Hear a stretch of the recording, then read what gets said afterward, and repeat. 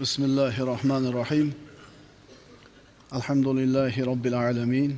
Vassalatu vassalamu ala ashrafil mursalin va ala alihi va ashabihi ajma'in. Amma ba'd. Assalomu alaykum va rahmatullohi ta'ala va barakatuh. Tazkiyatun nafs darslaridan birodarlar, rostgo'ylik manzilatini o'qiyotgan edik, davom etamiz. 2-oyat. Astaidu billah va qur robbi adkhilni mudkhala sidqin. Ayting, Parvardigorim, meni haqqi rost dohil qilgin. Ya'ni niyatim to'g'ri, rost bo'lgan holimda dohil qilgin. Bu juda ham bir nozik va xatarli mavzuni o'z ichiga oladi. Darsimizning mavzusi rostgo'ylik. Avvalgi darslarimizda aytdik, inson hayotda erishmoqchi bo'lib, harakat qilib, nimani qo'lga kiritgan bo'lsa, buni orqasida rostgo'ylik turadi. Endi bir inson bir narsaga erishmoqchi bo'lib harakat qildi-yu, lekin qo'lga kirita olmadi. Demak, shu qo'lga kirita olmasligining sababi shu ishda odamni rostgo'y emasligi. Rostgo'ylik bu hamma narsa. As-sidqu manja. Rostgo'ylik najotga yetaklaydi. Oyatni to'liq o'qiymiz. Astagfirullah. Va qur robbi adkhilni mudkhala sidqin va akhrijni mukhraja sidqin vaj'alli min ladunka sultonan nasira.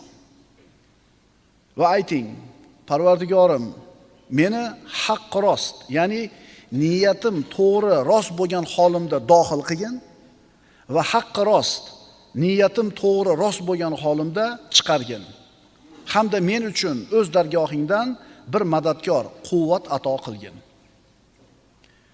Parvardigorim, meni haqqi rost dohil qilgin.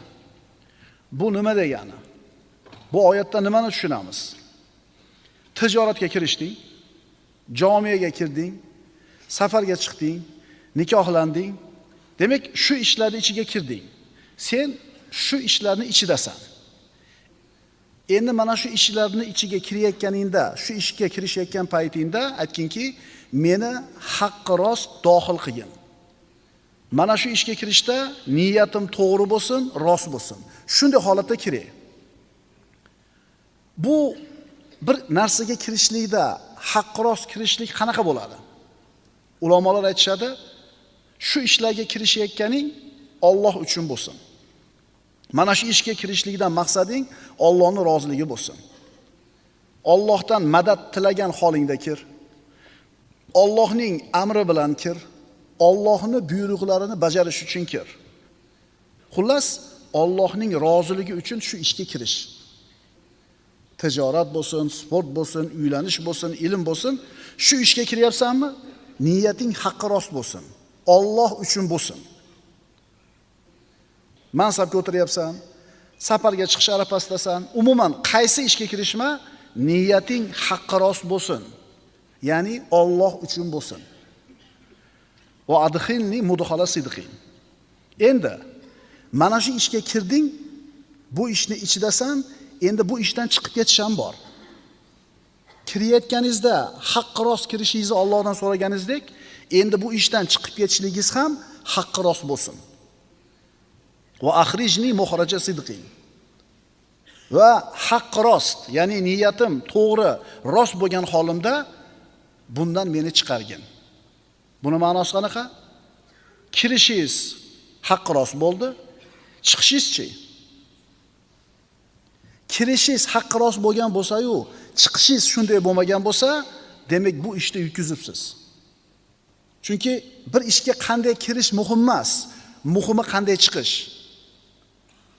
Dunyoda qanday yashaganligingiz muhim emas, dunyodan chiqib ketganda qanday chiqishingiz muhim. Chunki bir inson umrini katta qismida iymon, e'tiqod, taqvoda yashab turib, dunyodan chiqib ketayotganda fisq va fujurda chiqib ketishi mumkinmi? Mumkin. Yoki aksincha, umrining katta qismida fisq, fujur, gunoh, ma'siyatda o'tadi-da, dunyodan chiqadigan payti kelganda, umrining 1 yil 6 oy qolganda taqvoda, ibodatda, masjidda, zikrda bo'lib qoladi. Ha, mana bu odam yutdi. Shuning uchun Parvardigor meni haqqi rost holimda kirgizgin va haqqi rost holatda nima qilgin? Chiqargin. Bir odam Alloh bilan bir ishni boshladi. Alloh uchun boshladi. Allohning rizosi uchun boshladi. Yaxshi bo'ldi. Vaqt o'tdi, ishi yurishdi, hurmati oshdi, qo'lida katta boylik yig'ildi. Endi qanaqa bo'ladi? Endi niyat qanaqa bo'ladi? Bu ishga kirishayotgan paytdagi niyati bilan turadimi? Yo unutib qo'yadimi? Demak, agar unutib qo'ysa, nima deydi? Bir mansabga o'tirayotganda yaxshi niyat bilan o'tiradi. Mana shu xalqimga foydam tegadi. Xalqni qiyinini yengillashtiraman, og'irini yengil qilaman, mashaqqatini bir oson qilaman deb kirishadi-da, mansabga o'tirgandan keyin, kursiga o'tirgandan keyin qo'lida avval bo'lmagan dunyo, qo'lida avval bo'lmagan mansab yig'ilgandan keyin esdan chiqarib qo'yadi. Demak, ishiga rostgo'y holida kirdi, endi undan kazzob holida chiqdi. O'shuning uchun aytdik-da, bu eng xatarli o'rin deb. Bu oyatda muhim va xatarli mavzu ko'tarilyapti. Kirayotganda qanday pokiza niyat bilan kirgan bo'lsangiz, rostgo'y bo'lib, chiqayotganda ham shunday chiqing. Demak, ulug'vorlik, rostgo'ylik bir ishga qanday holda kirishing emas, balki undan qanday holda chiqishingda ekan. Arablarning daholaridan hisoblangan ikkita sahoba, Muaviyat ibn Abu Sufyon va Amr ibn al-As radhiyallohu anhuma. Ikkalasini ham arablar daholardan deb sanashgan. Ikkalasi suhbatlashib o'tirar ekan, Muaviyat ibn Abu Sufyon mana xalifa bo'ldi keyin, "Ey Amr" dedi. "Seni daholiging qay darajada?" Amr ibn As javob berdi. "Vallohi, men qaysi bir ishga kirishgan bo'lmay, agar undan chiqib ketishga majbur bo'lib qolsam, albatta chiroyli suratda yo'l topib chiqib keta olaman. Bir ishga kirishdim, endi chiqib ketishga majbur bo'lib qoldim. Chiqib ketishimni chiroyli qilganman." Muaviyat ibn Abu Sufyon, "Ey Amr, sen daho emas ekansan. Men vallohi chiqib ketishga majbur bo'lib qoladigan bironta ishga kirishmayla qo'yganman." Aytamiz-ku, aqlli odam bir muammoga kirsa, shu muammodan chiroyli chiqib keta oladi. Bu aqlli odam. Endi dono odam qanaqa bo'lardi? Ana shu muammoga, ana shu qiyin ishga kirmayla qo'yadi. Ma'qulmi? Demak, boshlash, kirishish oson, yaxshi niyat bilan. Ammo yaxshi niyat bilan kirishgan ishingizni yaxshi niyat bilan chiroyli suratda haqqirost tugatishlik qiyinroq bo'ladi. Bir fosiq kishini tasavvur qiling. Fisq fujurda, ma'siyatda yurar edi. Keyin tavba qildi. Solih odamlarga qo'shildi. Ilm majlisiga qatnadi. 1 oy, 2 oy qalbi yayrab, yashnab, tozalanib, to'g'ri yo'lga qaytganidan bir terisiga sig'may quvonib yurdi. Bir muddat. Keyin nima bo'ldi? Qalbidagi mana shu o't sovidi. Yana havoy nafsiga berildi. Yana fisq yo'liga qaytib ketdi. Demak, yaxshi kirgan edi, haqqi rost kirgan edi, lekin haqqi rost chiqa olmadi. Payg'ambarimiz sollallohu alayhi vasallam aytadilar: "Va anna ahabbal a'mali ila Allohi adwamuha va in qalla." Alloh taologa amallarning ichida eng mahbubi davomiy bo'lgani, garchi ozroq bo'lsa ham. Ozroq bo'lsa ham davomiy bo'lgan ish Alloh taologa ko'proq yoqadi. Bir marta 1000 so'm berib qo'yib, keyin to'xtab qolgandan ko'ra har kuni 10 so'mdan berib turgani yaxshi. Ilm majlisiga kelding, niyat qilding, niyating yaxshi bo'ldi, Allohning rizosi uchun bo'ldi. Endi sobit bo'l, davomiy suratda kelib tur. Agar shunday qilsang, ilm majlisiga davomiy suratda kelib turadigan bo'lsang, Alloh seni ilm bilan siylaydi, ilm bilan ikrom qiladi. Senga hikmatni beradi, amalingga tavfiqni beradi. Fe'l atvoring, xulqing isloh bo'ladi. Bitta shart: davomiy bo'l. Davomiy bo'l. Oilangga, molingga, umringga baraka beradi. Seni hamma ishlaring Alloh taoloning zimmasida bo'ladi.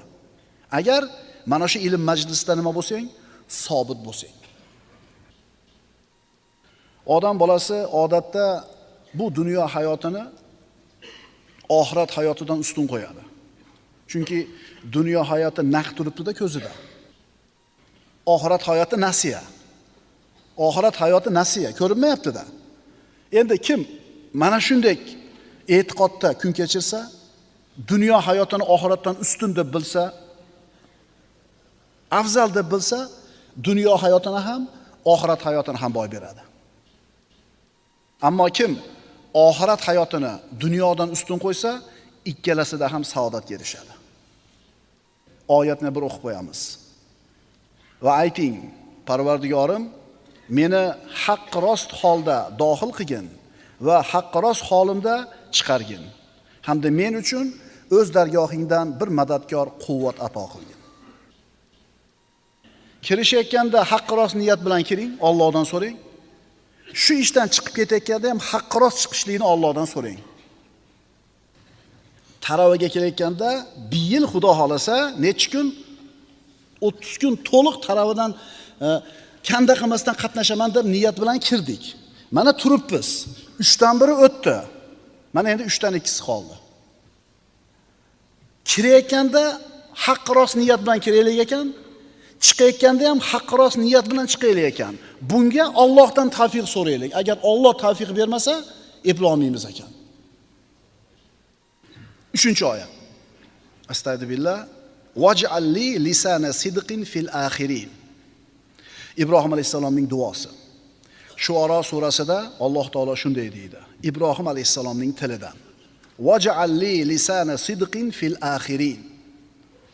Yana men uchun keyin kelguvchi kishilar o'rtasida rost maqtovlar qilgin. Mana Ibrohim alayhisalomning shu duosi ijobat bo'ldi. Keyin kelgan musulmonlarning o'rtasida rost maqtovlarni Alloh taolo berdi bu ulug' payg'ambarga. Ismi shunaqa ko'p zikr qilinadi. Ibrohim alayhisalomga har kuni salovatimizda mana har namozimizda salovatimizda Ibrohim alayhisalomning ismi bor. Demak, Alloh taolo bu kishi uchun keyin kelgan kishilarning tilida rost maqtovlarni qildi. Bir narsaga rostgo'y holda kirish bor, undan rostgo'y holda chiqish bor. Tijoratga kirishdik. Sheriklik qildik, sheriklar bilan va'dalashdik. Yolg'on bo'lmaydi. Riboga aralashmaymiz. Aldash yo'q, go'zal. Chiroyli suratda haq rost niyat bilan kirdik. Keyinchi tijoratimiz kengaydi, foyda ko'paydi. Endi boshqa mamlakatlar bilan aloqa qilish kerak bo'ldi. Safar qilishni boshladik. Hashamatdor otellar, bog'roqlar, o'yin kulgilari boshlandi. Xoya havasga, kayfi safoga berildik. Halol haromga e'tibor bermay qo'ydik. Tijoratga yaxshi niyat bilan kiruvdik, endi chiqishimizda unday bo'lmay qoldi. Talib ilm o'zini do'stiga aytayapti. Birodar, men ilm talabida safarga chiqaman. Falon mamlakatga boraman, g'ayridinlar yurtiga. Musulmonlarda bo'lmagan, yo'q bo'lgan ilmni olib kelaman. Shu ilmni olib kelamanda musulmonlarga foydam tegadi dedi. Barakalla. Yaxshi niyat bilan kirishyapti. Rostgo'y holida safarga ketyapti. Ammo yillar o'tgandan keyin qaytib kelishi qanaqa bo'ldi? Bu ham haqqi rost bo'ldimi? Yo'q, unaqa bo'lmadi. Boshqacha odam bo'lib keldi. Dindan foyda yo'q. Bu ummat qoloq, narigilar yaxshi degan xulosalar bilan keldi. Onalar taraqqiy topgan, peshqadam har sohada, musulmonlardan hamma tomondan ustun deb ularni maqtab, o'zini ummatini yomonlay boshladi. Ketayotganda yaxshi niyat bilan ketdi, qaytishi boshqacha bo'ldi. Ana shu maqtayotganlarda haqiqiy ahvolini unutib qo'ydi. U yurtlarda zino yoyilganligi esdan chiqdi. Haromiyatning ko'pligi, erkak bilan xotinning farqi bo'lmay qolgani, erkak o'zini ayol deb, ayol o'zini erkak deyotgani, jinsini o'zgartirayotgani, nasl nasablarda aralashib ketgani, bularni unutib qo'ydi. Uni ko'ziga faqatgina baland imoratlar, tekis yo'llar, qimmat mashinalar, katta maoshlargina ko'rinadigan bo'lib qoldi. Ketayotganida bir xil odam edi, qaytayotganda boshqa odam bo'lib qoldi. Ilm olish niyatida ketuvdimi? Mana endi musulmonlarga qarshi bo'lib keldi. Ketishida rostgo'y edi, qaytishida kazzob bo'lib keldi. ustoziga aytayapti, bir talib ilm, safarga ketyapman, duo qiling. Falon mamlakatga borib, bizda yo'q ilmni olib kelib, ummatga foydam tegadi. Dedi, ustozi nima deb duo qildi? Alloh seni sobit qilsin dedi. Nimaga bu duoni qildi? Nimaga boshqa so'zlarni aytmadi? Chunki bu ustozi bunaqa holatdan ko'plariga avvalam guvoh bo'lgan. Mana shunaqa niyat bilan ketib, qanchalari holi o'zgarib ketganligini ko'rgan. Shuning uchun nima dedi? Alloh seni sobit qilsin dedi. Bu talabani qanday holda ketishi muhim emas. Qanday holda qaytib kelishi muhim. Demak, birodarlar, bizda rostgo'ylik kirishi bor, rostgo'ylik chiqishi bor. Rostgo'ylik kirishi Alloh uchun, Allohning amri bilan, Allohning roziligi uchun. Qaytish ham shu bilan bo'lishligi kerak. Tijorati ham, uylanishi ham, safari ham, harakati sakanati ham hammasi Alloh uchun. Aqulu qawli hada va astaghfirulloha li va lakum. Innalloha va malaikatahu yusalluna alan nabi. Ya ayyuhallazina amanu sallu alayhi va sallimu taslima. Wassalamu alaykum va rahmatullohi ta'ala va barakatuh.